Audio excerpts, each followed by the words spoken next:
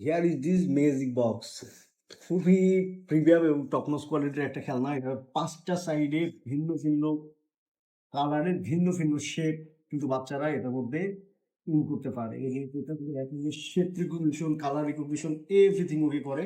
এই যে দেখেন এটা একটা শেপ, এটা একটা শেপ, এটা একটা শেপ এবং ফাইনালি এটাও একটা শেপ। এটা কিভাবে প্লে করে সেটা আমি আপনাকে দেখাচ্ছি। যেমন এইটা একটা শেপ, এটা কিন্তু আমি যেখানে দিক এই ২ টার মধ্যে কিন্তু যাবে না। বাট এটার মধ্যে কিন্তু পারফেক্টলি চলে গেল।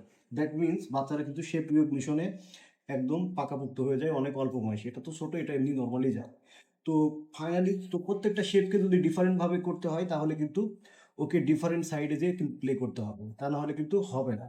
তো যদি এই শেপটা আমি মেলাতে চাই তখন কিন্তু বাচ্চা আ এই যে এইভাবে করে কিন্তু খুঁজে বের করে তারপরে মেলাবে। আচ্ছা এটা মনে হয় এটা না। তাইলে এইটা।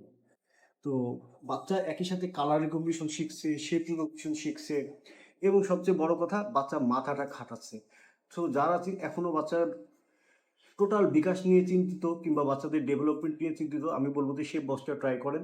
ডেফিনিটলি আপনার বাচ্চার বেটার কিছুই হবে।